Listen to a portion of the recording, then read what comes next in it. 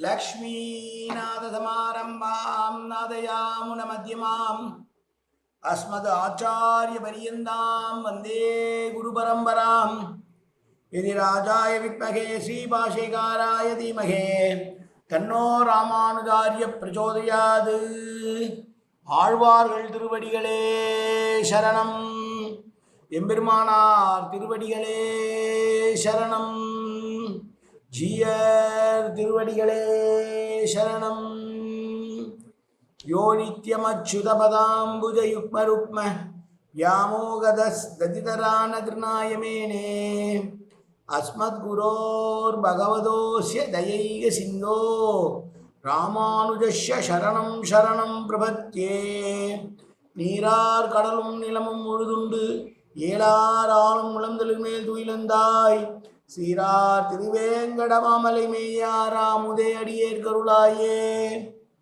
எல்லாம் வல்ல ஏழுமலையான் பெருங்கருணையால் 4000 திவ்ய பிரபந்த பாசுர பதிவேற்றங்களின் வரிசையில் இன்றைக்கு 2595வது நாள் பாசுர பதிவேற்றம். திருமங்கையாழ்வார் அருளிய சிறிய திருமடல் என்கிற கலிவெண்பாவை பார்த்து வருகிறோம். கடந்த 9 நாட்களாக இன்றைக்கு 10வது நாள். 155 வரிகளை கொண்ட இந்த கலிவெண்பாவை பிரபந்தக்காரர்கள் பிரிக்கிற போது 40 பாசுரங்களாக பிரித்திருக்கிறார்கள் என்கிற போதிலும் நான் குறிப்பெடுத்து பேசுவது பள்ளத்தூர் பழனியப்பன் ஐயா அவர்கள் எழுதிய 4000 திவ்ய பிரபந்தம் என்கிற நூலை வைத்து. அதிலே ஆசான் பள்ளத்தூர் பழனியப்பன் ஐயா அவர்கள் 10 வரிகள் 11 வரிகள் என்றெல்லாம் பிரித்து பாசுரங்களுக்கு பொருள் விளக்கம் தந்திருக்கிறார். அந்த வகையிலே 61வது வரியிலிருந்து 62வது வரியிலிருந்து 71வது வரி வரைக்கும் உள்ளதான வரிகளுக்கான விளக்கத்தை இன்றைக்கு 72வது வரி வரைக்கும் உள்ளதற்கான விளக்கத்தை சொல்ல இருக்கிறேன். அடியேன் குற்றங்குறையில் இருப்பேன், பொறுத்தருள வேண்டும். பிள்ளை திருநறையூர் அரையூர் அருளி செய்த தனியனது முள்ளிச் செழுமலரோ தாரான் முளைமதியம் கொல்லிக்கன் உள்ளம் கொதியாமே வள்ளல் திருவாளன் சீர்கலியன் கார்கலியை வெட்டி மறுவாளன் தந்தான் மடல் என்று இந்த சிறிய திருமடலுக்கு பிள்ளை திருநறையூர் அரையர் அவர்கள் அருளி செய்த அற்புதமான தனியன். இப்போது 62வது வரியிலிருந்து 72வது வரியை நாம் பார்க்க இருக்கிறோம்.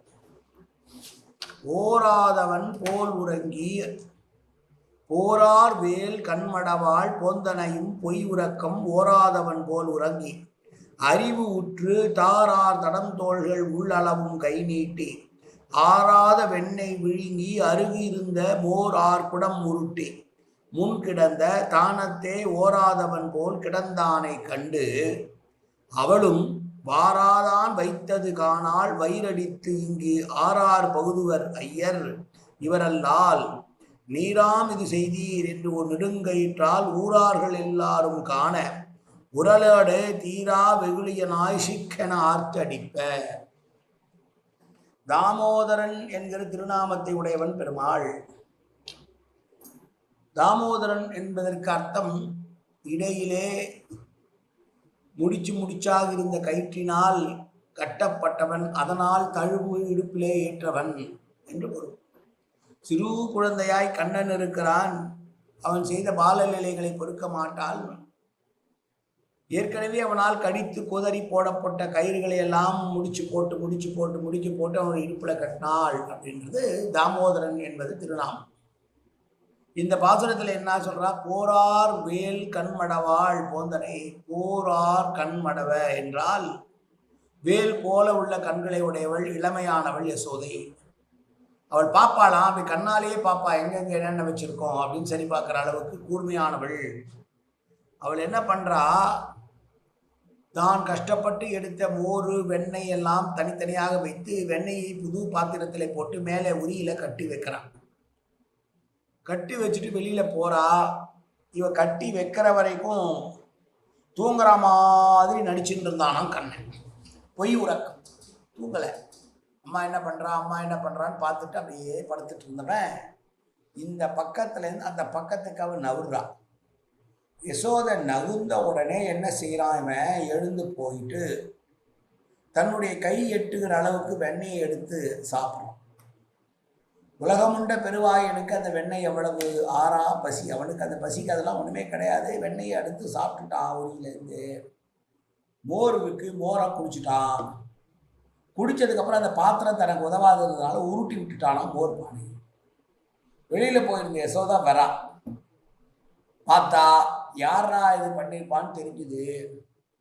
வந்து பார்க்குறா, கண்ணன் தான் படுத்துட்டு இருக்கான். தின்னது அவன் தான் அவளுக்கு தெரிஞ்சு போச்சு. உடனே வயிற்றில் அடிச்சுன்னு அழறாளாம். ஐயோ இப்படி ஆகுதே இப்படி ஆகுது. உடனே எல்லாரும் வந்து யசோதைக்கு என்ன கண்ணன் தானே சாப்பிட்டா, இவ எதுக்கு வயிற்றில் அடிச்சுன்னு அழறா, அப்படி என்ன கண்ணனோட வெண்ணெய் பெருசான்னா அவள் அதை நினச்சி அழகியான். தான் ரொம்ப கஷ்டப்பட்டு தயிராக்கி உரக்குத்தி பாலை காய்ச்சி தயிராக்கி உரக்குத்தினதுக்கப்புறம் தயிராக்கி தயிரை கடைந்து கடைந்து கடைந்து வெண்ணெய் எடுத்து வெண்ணெயெல்லாம் எடுத்ததுக்கப்புறம் அது மோரை கடைஞ்சி வச்சு இவ்வளோ பண்ணதெல்லாம் வேஸ்ட் ஆச்சுன்னு நினைக்கலையா? ஐயோ என் குழந்தையோட வயிறு கட்டு போயிடுமே, இவ்வளோ வெண்ணெயை தின்னா வயிறு நடாகும்னு அதை நினச்சி அழுதாலாம். வடித்து அழுதான்னு சொல்கிறாங்க வழிய தான் சேமித்து வைத்த பொருட்கள் நாசமாகி விட்டது என்ற கருத்தினால் அவள் அழவில்லை. அவர் சொல்றா, யார் செய்கிறான்றார். ஐயர் என்ற ஒரு வார்த்தையை போடுறார். இங்கு ஆறார் புகுவார் ஐயர் இவர் அல்லால். இங்கே யார் வருவா இவரை தவிர? மரியாதையாக சொல்கிறான் ஐயர். ஐயர் என்பது ஒரு குலத்தை குறிப்பதல்ல. ஐயர் என்பது பெருமை மிக்கவன். ஐயா என்னுடைய ஐயர் என்று சொல்லி, எப்படி முட்டாள பிரகஸ்பதினு சொல்லுவாங்கல்ல, அடி முட்டாளாக இருக்கணும் பெரிய பிரகஸ்பதிப்பா அப்படின்னா, பிரகஸ்பதி அறிவினுடைய கூர்மையின் எச்சம், அறிவினுடைய கூர்மையினுடைய உயரத்தில் இருக்கக்கூடியவர், தேவர்களுக்கு ஆசிரியர். ஆனால் ஒரு முட்டாளை பார்த்து எப்படி சொல்லுவோம்? கிண்டலாக சொல்லும் போது அவன் பெரிய பிரகஸ்பதிப்பா அப்படின்னு சொல்கிற மாதிரி இங்கே இவன் திருடன் சொல்ல வந்த திருடன் ஐயர்ன்றான். பெரிய திருடன் அப்படின்னும் போது ஆமாம் பெரிய ஐயர்ப்பா அவர் வந்து அப்படியே வந்து சாதாரணமாக வந்து எல்லாம் எடுத்து போயிட்டாரு அப்படின்னு சொல்லிட்டு இவன் பார்க்குறா. இது இவனை தவிர வேறு யாரால செய்ய முடியும்? செய்ய முடியாது. ஏன்னா ஊர் பார்வையில் இருக்கிற எல்லாரும் பார்க்குற மாதிரி நெடுங்கயிற்றால்னா ஏற்கனவே இவன் என்ன பண்ணுறான், கட்டி கட்டி போடுறான்றதுக்கா கையிலெல்லாம் கொதறி கொதறி கொதறி போட்டுருவான். இவன் கட்ட வருவோம், ஒரு கயிறு ஒரு கயிறு முடிச்சு போட்டு குழந்தை கட்டலான்னு தான் ஒரு 2 இன்ச்சு இருக்கும். அப்படி இன்னொரு கயிறு எடுத்து முடிச்சு போட்டு வைப்பா, மறுபடியும் ஒரு 2 இன்ச்சு கரையும். இப்படியே இடுப்பு கட்டவே முடியாது. பரபிரமமானவனை யாரால் எதால் கட்ட முடியும்? கயிறும் அவனே கண்ணனும் அவனேன்னும் போது கயிறை எதை கொண்டு எதை கட்டுவது? கயிறையே கயிறால் கட்ட முடியுமா? அப்போது அவனை கட்ட முடியாமல் தவிக்கிறாவோ, தவிக்கும் போது தன்னுடைய தாய் இப்படி தவிக்கிறாளேன்னு நினச்சி இலக்கி கொடுத்ததுனால அவன் இடுப்பில் கட்டினாலாம். அப்போ இடுப்பில் கட்டும் போது முடிச்சா இருக்கிறதுனால இடுப்பில் முடிச்சு விழுந்து போச்சு. அந்த முடிச்சினுடைய அடையாளம்லாம் இடுப்பில் விழுந்ததுனால அவ்வளோ அவ்வளோ மென்மையான குழந்தையோட வயிற்றில் அழுத்தி இவள் கட்டுறதுனால தாம்பு கயிற்று அழுந்த படிந்ததனால் ஏற்பட்ட வடுக்களின் காரணமாக தாமோதரன் என்று அழைக்கப்பட்டான். இது தாமோதர மாதம். தாமோதரன் என்று அழைக்கப்பட்டான் கண்ணன். ஊரார் அறிய அவனை முடித்து போட்டு கட்டிவிட்டாள். எதனால் கட்டினால்? கயிறால் கட்டினாள் அவன் நினைக்கிறாள் ஒழி, அவளுடைய அன்பினால் அவன் கட்டப்பட்டான் என்பதுதானே ஒரு பெரிய விஷயம். போரார் வேல்கண் என்று யாரும் வெண்ணெயை திருட வந்து விடுவார்களோ என்று நினைத்து நாலா பக்கம் தன்னுடைய கூர்மையான கண்களை செலுத்தக்கூடியவளாம் யசோதை. ஐயர் என்று சொன்ன மாதிரி பெரியவர் என்ற பொருள் தந்தா கூட இங்கு ஐயர் என்பது கிண்டலுக்காக சொல்றது. ஓப்பினும் உயர்விலும் சிறப்பினும் செயலிலும் இழிப்பினும் பால்தினை இழுக்கினும் இயல்பே என்பது நன்னுள்ள ஒரு செய்யுள். உயர்ந்து பேசினாலும் தாழ்ந்து பேசினாலும் அது ஒரு குறிப்பு. இங்கே வந்து இகழ்ச்சி குறிப்பு. ஐயர்ன்றது இங்கே இகழ்ச்சியாக சொல்கிறா, பெருமையாக சொல்ல. எப்படி முட்டாள பிரகஸ்பதி கூப்பிடுவோமோ அது மாதிரி இவனை ஐயர்னு சொன்னாள் அப்படின்னு சொல்கிறார். தாரார் தடந்தோள் உள்ளளவும் கை நீட்டி என்பது என்னதான் அழுத்தி எழுதி கையை விட்டா கூட அவன் கைக்கு வர அளவு தானே வரும். ஆழ்கடல் நீராழி முகவாது நாளாழி என்ற பாசுரமும் இங்கு நினைவிலே கொள்ள வேண்டும் என்று எழுதுகிறார்கள். இப்படியெல்லாம் தாமோதரனாக கண்ணன் கட்டப்பட்டதை சொல்லுகிறாள் அந்த சுற்றுவீச்சி. அவன்தான் இவளை இப்படி செய்திருக்கிறான் என்று பொருள் கொள்ள வேண்டும். ஏன்னா அவள் தான் சொல்கிறா, குறி சொல்கிறா இவனை பிடிச்சது யாருன்னு எனக்கு தெரிஞ்சிருச்சு அப்படின்னு முதல்ல சைகையில் பேசணும், அப்புறம் வார்த்தைகளால் பேச ஆரம்பிக்கிறாள். அப்படி சொல்கிற போது சென்ற பாசுரத்திலையும் சென்ற வரிகளிலும் இப்படி தான் சொன்னால் யார் யார் வந்து பிடிச்சிருக்கா இவளைன்னு கண்ணன் தான் இப்போ தீர்மானமாக பேசுறதுக்காக தான் யசோதையிடம் கண்ணன் கட்டுப்பட்டதை பற்றி பேசிய அழகான வரிகள் இவை. மீண்டும் ஒரு முறை அந்த பாசுர வரிகளை பார்க்கலாம். போரார் வேல் கண்மடவாள் பொந்தனையும் பொய் உறக்கம் ஓராதவன் போல் உறங்கி அறிவு உற்று தாரார் அடந்தோள்கள் உள்ளளவும் கை நீட்டி ஆறாத வெண்ணெய் விழுங்கி அருகு இருந்த மோரார் குடம் உருட்டி முன்கிடந்த தானத்தை ஓராதவன் போல் கிடந்தானை கண்டு அவளும் வாராதான் வைத்தது காணாள் வயிறு அடித்து இங்கு ஆறார் புகுவார் ஐயா ஆறார் புகுதுவார் ஐயர் இவரல்லால் நீரான் இது செய்தீர் என்றோர் நெடுங்கயிற்றால் ஊரார்கள் எல்லாரும் காண உரலோடு தீரா வெகுளியனாய் சிக்கன ஆர்த்து அடிப்ப. உன்னை தவிர யார் இதை செய்ய முடியும்? அதுவும் இல்லாமல் இவன் என்ன பண்றான், திருட்டுத்தனம் பண்ணாலும் ஒழுங்கா பண்ணணும்.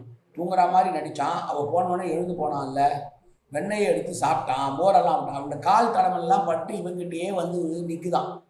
எளிதில் இவன் தான் திருடுனான்னு தெரிஞ்சு போச்சு.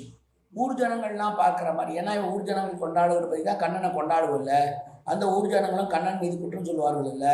இப்போ அந்த ஊர் ஜனங்கள்லாம் பார்க்கட்டும் தான் தண்டனை கொடுக்கறது என்பதற்காகத்தான் ஊரார் முன்னால் நெடுங்கயிற்றால் அவனை கட்டினாலாம் யசோதை. அன்பினால் கட்டப்பட்டான் கண்ணன் அமுது செய்தாலும். திருடு என்பதை கூட நவநீத சோரத்துவம் என்றுதான் ஆழ்வார்களிலிருந்து எல்லா பெரியவர்களும் அனுபவிக்கிறார்கள். அப்படி இந்த சிறிய திருமடலிலே கண்ணனுடைய இளப்பிராயத்தில் நடந்தவற்றை விரிவாக பேசுகிற போது அனுபவிக்கிற நமக்கே ஒரு சந்தோஷமாக இருக்கிறது. அந்த காலத்திலே யசோதை என்னமா சந்தோஷப்பட்டிருப்பான் நினைச்சு பார்க்கலாமா? நாம கம்பருடைய பாடல் ஊரார் வழியே உலகறிய உண்முதலில் சீரார் உழைத்தடங்கள் சேரளவும் பாரெல்லாம் அன்றோங்கி நின்றளந்தான் என்ற திருநறையூர் மன்றோங்க ஊர்வன் மடல் காயன வாச்சா மனசேந்திரியவா வித்யாப்தனாவா பிரதேசுபாவாது கரோமியத்த சகலம் பரஸ்மி சிங்கன் நாராயணாயே சமர்ப்பியாமி. உடலாலும் உள்ளத்தாலும் வாக்காலும் சகல விதமான பாபங்களும் தோஷங்களும் நிறைந்ததாய் உலகத்துடைய இயல்பிருந்த போதிலும் அடியேன் செய்கிற நல்வழியோ தீவனையோ அத்தனையும் உன்னுடைய கமலமலர் பாதங்களில் சமர்ப்பிக்கிறேன் கண்ணா. காத்தொல்வாய் கண்ணா, ஏற்றுக்கொள்வாய் கண்ணா. எப்போதும் உன் திருநாமம் கண்ணா கண்ணா கண்ணா என்று நாவில் வருவதற்கு அன்புரிவாய் கண்ணா. சர்வத்திர கோவிந்தநாம சங்கீர்த்தனம் கோவிந்தா கோவிந்தா கோவிந்தா கோவிந்தா கோவிந்தா கோவிந்தா கோவிந்தா கோவிந்தா கோவிந்தா.